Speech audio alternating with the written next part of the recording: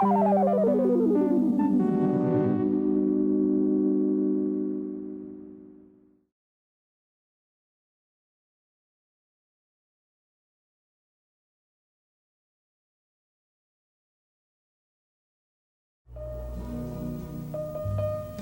Years, a new day for older Americans, a time for living. Your host, Bob Barker. Hi, and welcome to the program for and by the senior citizens of Hawaii.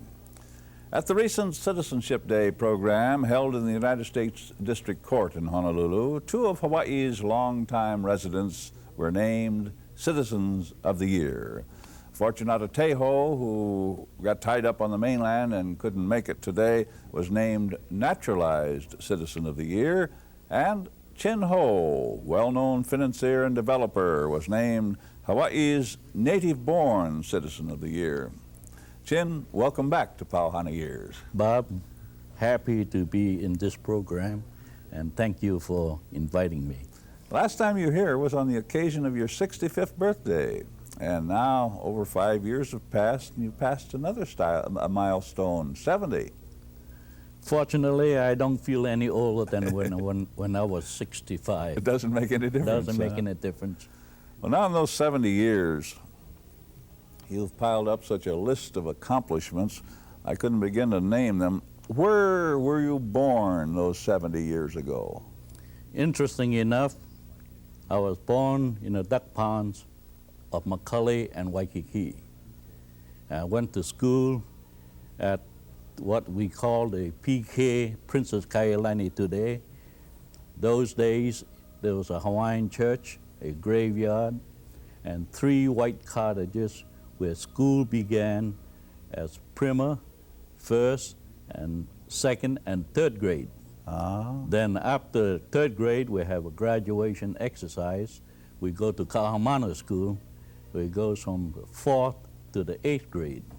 And then after 8th grade, naturally, we would enter McKinley High School, which was practically the only high school in the entire state of territory of Hawaii at that time. And 70 years ago, that was all duck pond around there, wasn't it, down in Waikiki in the McKinley area? Yes, McKinley, I believe, that area was developed during the Depression, at least the Mackay section, by WPA projects. Oh, I see. Yeah. Where people lean against the hoe and shovel until the handle break. Yeah.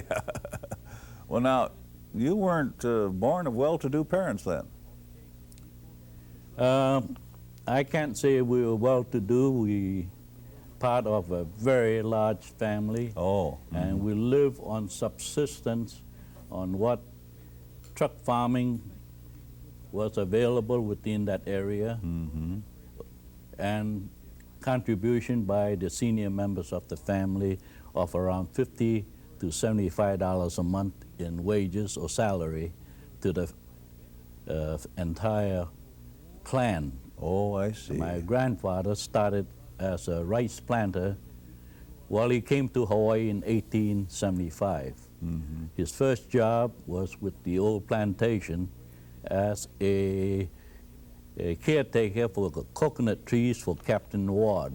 And from then on... Were those coconut trees that used to be there on the Ward estate there on Ward Avenue? Yes, was. Yes. My grandfather was caretaker. After 1 year with Captain Ward, he and his neighboring friend started a rice plantation near the Honolulu Stadium area. And that's, as we all know, it's a watery and swampy area. And then he moved over to Ainahau and started another rice plantation. But rice those days sold for $3 or $4 a bag, and there isn't much to talk about as far as income is concerned. Yeah, just that's a 100-pound bag. 100-pound bag. 100-pound bags. $3. Yeah. Far different today, isn't it? Yeah. Well, now, how old were you when you began to earn money outside the family? I started, my full-time employment started when I when I graduated from McKinley in 1924. That's 20 years old. Oh, yes. My first job was actually immediately after graduating, I took a salesman job on gadgets and advertising novelties Oh, yeah. for about 3 to 4 months for the coming Christmas trade. And when I ran out of prospects, I joined Bishop Bank, what it is, the first Hawaiian bank today, and stayed there 9 months. Then I joined a stock brokerage firm. So that was the beginning of your financial career then, really, Correct. right early in life, Yes. huh? Now, there was a newspaper article recently about the stock market crash of '29, which is 45 years ago right now. Were you already with the stock brokerage firm at that time? Yes, was the Dean Witter in 1929, early 29, took over its predecessor, Duesenberg Wickman, the firm which I started business with. Oh, I see. And I was in the midst of the stock break and as well as the depression.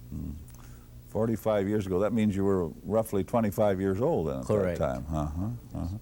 Now, that crash did not affect Hawaii as much as the mainland, did it? Why was that?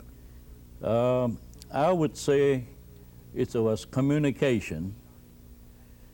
Hawaii was quite isolated at that time on account of slow railroad communication and steamship communication. So as the depressing news came westward, Hawaii was the last to feel the effect of it. But at the time the effects of the depression came to Hawaii, FDR have instigated the agricultural program, which I see. which set a floor and a benefit payments to our sugar industry. And at that time, it was a steady growth and a great incentive for Hawaii to expand its sugar plantations. So by the time the news reached here, then the correction of the problem had already started. Huh? Correct. And the correction hit at the very root of our main industry, which was sugar. Yeah. So many times no news is good news, isn't it? It certainly was. Well, now what if a similar thing happened today with our modern communications? Then there wouldn't be any difference between the mainland and Hawaii as far as effect is concerned. Well, the monetary system of our country have improved considerably. And I believe from the experiences of the past, we are better fortified to meet a depressing situation. Furthermore, I believe it's a philosophy of our government, our federal government, that there be no distress in business as well as the citizens at large.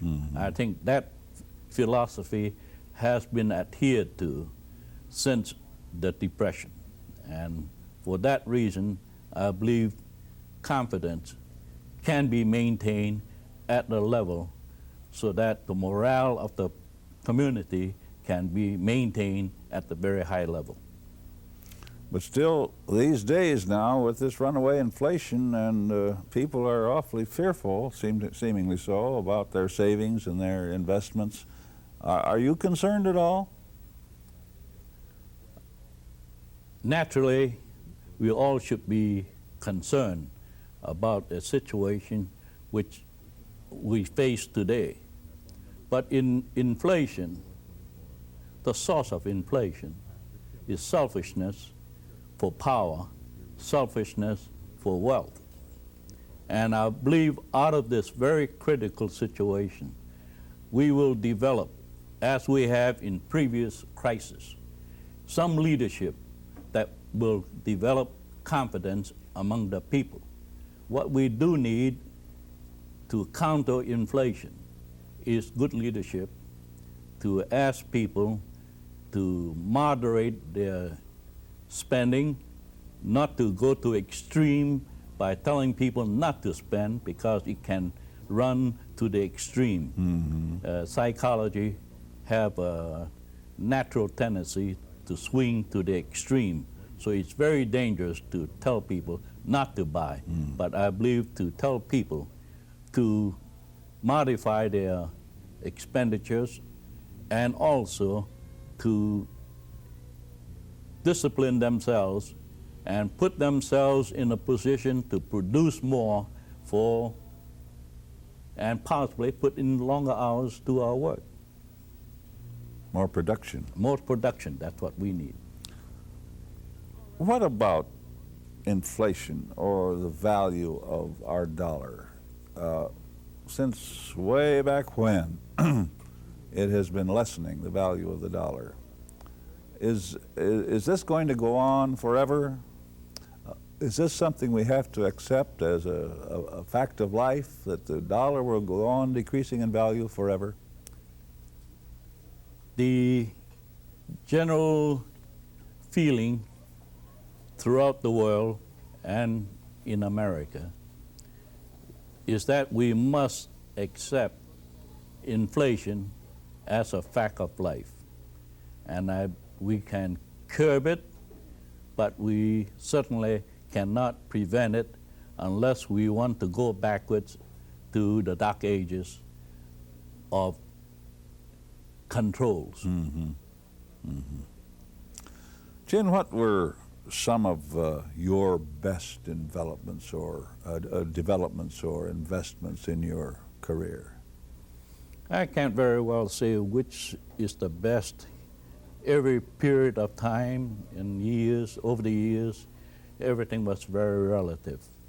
The purchasing power of the dollar was less during the Depression, so a few dollars profit meant a lot then. A lot then. And today, with the inflated dollar, the investment requirement is greater, but the profit is greater in dollars and cents.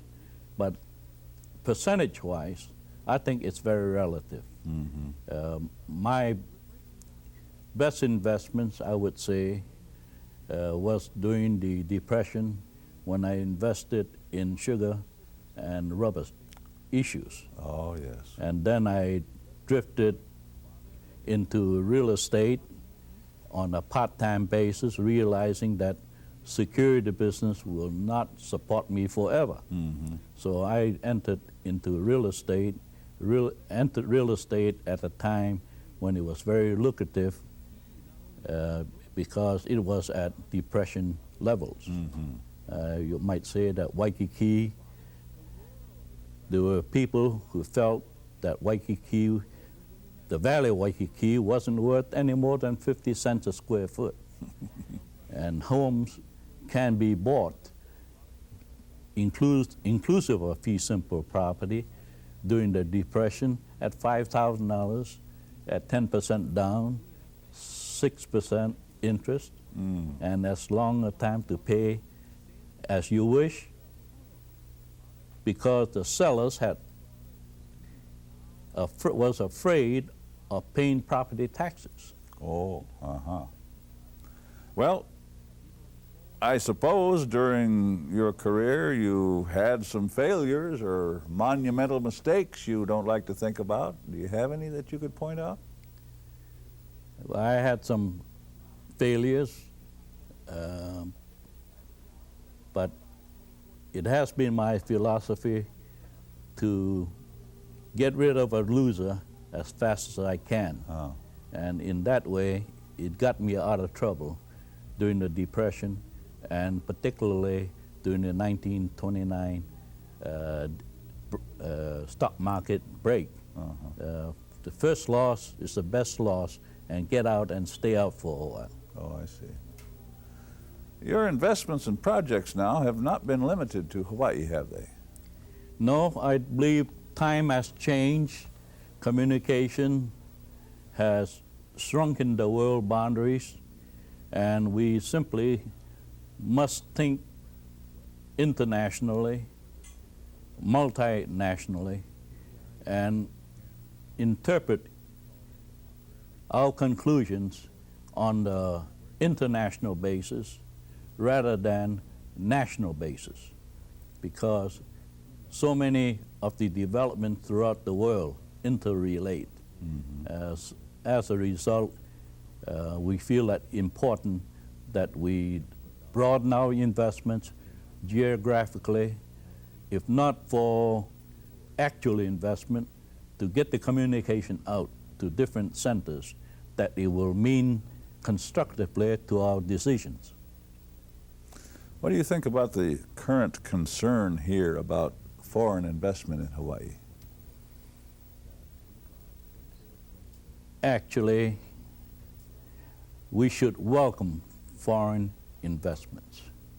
We don't mind investing our dollars in elsewhere, and America being in the forefront as far as being a developed nation should set the standard, because one nation have set restrictions against our investments, and they have possibly good reason to restrict our investments in those areas on account of abuses made by predecessors beyond our control. So I believe in order to bring about progress, we should be broad-minded and accept foreign investments irrespective of international source. We should not be afraid of competition. We should welcome competition in Hawaii in order that we maintain our image, maintain America's image, and also to keep ahead of other communities. Do you think there should be any kind of a limit or control on it? I believe it's not for us to decide at this moment. I think we should maintain vigilance on future moves by other nations and other people and act accordingly when the time comes. What do you think about, or how do you feel about Hawaii's size and growth? Now, you've seen it go from practically nothing up to where it is today. What's your thinking on limitations is there? We can set limitations on quality with proper guidelines as far as limitations on total population. I do not think it's possible to set such standards. I believe we maintain quality and maintain the proper kind of leadership, broad enough, with understanding of other people's feelings. I believe Hawaii will continue to bring about the mixture of different national, international groupings and people from a mainland to blend into a much happier race in Hawaii. I'm optimistic regarding the situation. It is my personal feeling that the Filipinos will eventually, not that they have not contributed much to Hawaii's social program, but the Filipinos will be a very substantial contributor to the aloha spirit in Hawaii if we give them the opportunity to do so.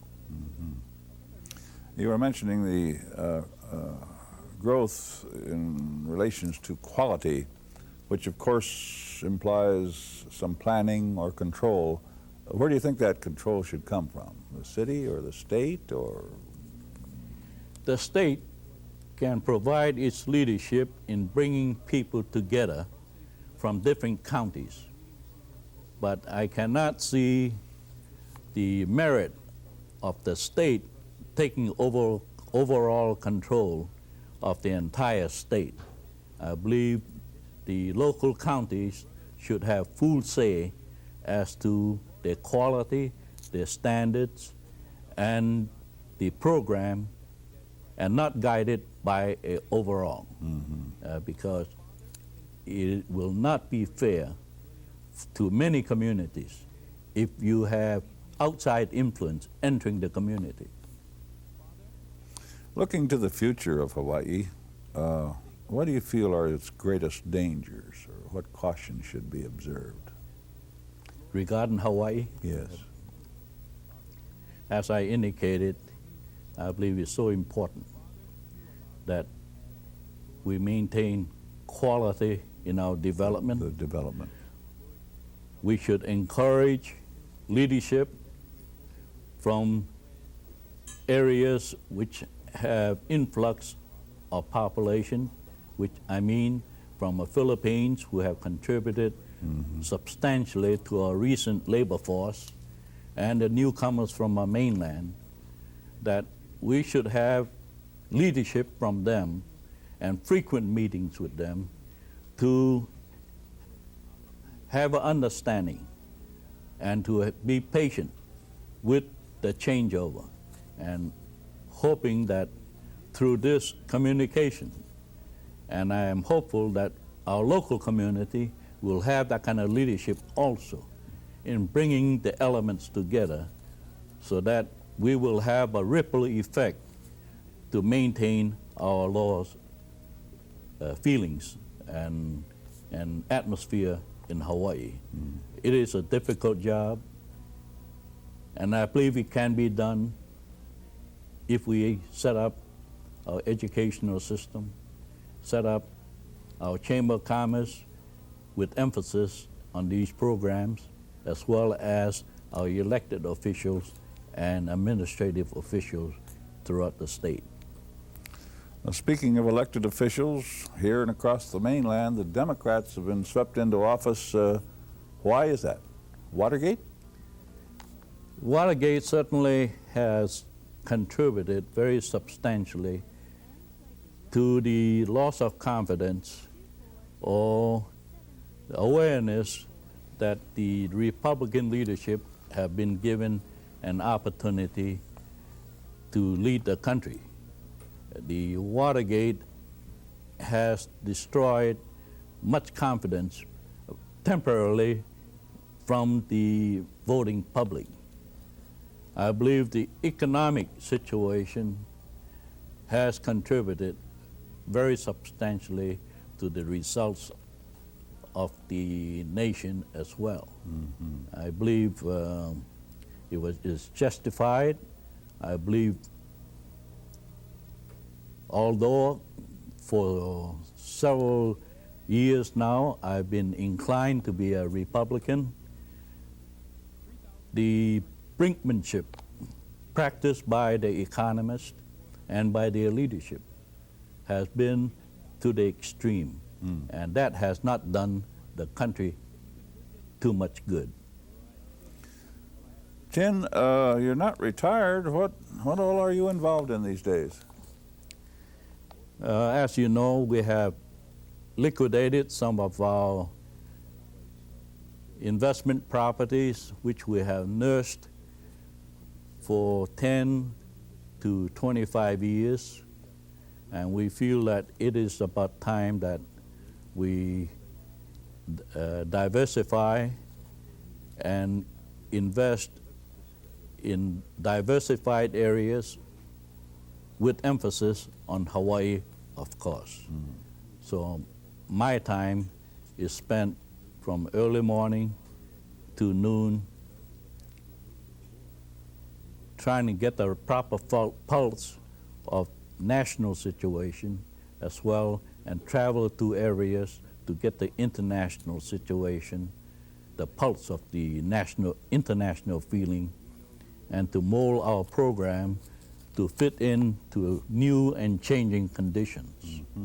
My afternoons are spent on the golf course or doing much reading to keep up with changing times. You mentioned from early morning. What time do you get going in the morning? I be in communication with brokers and investment bankers as early as 4:30 in the morning. That's an early riser. Yes. Looking back over the past 70 years, what's given you the most satisfaction in your life? I believe the greatest satisfaction in life has been I've been an underdog during the traditionally old days in Hawaii. Mm-hmm. And I've taken business as a game, and I came out together as a whole, Mm-hmm. and been able to maintain a high standard of competition and maintain integrity to get the respect from outsiders for our local people. Very good. Well, Chin, thanks for being with us today, and congratulations on being Hawaii's Native-Born Citizen of the Year. Thank you, Bob. Pleasure to be here with you. You have a very fine program and far-reaching program to direct the thinking of the entire state. Thank you very much, Chin. Our guest, Chin Ho, Hawaii's well-known financier and developer. This is Bob Barker leaving you with this thought. If you wish success in life, make perseverance your bosom friend, experience your wise counselor, caution your elder brother, and hope your guardian genius. Deep in December, it's nice to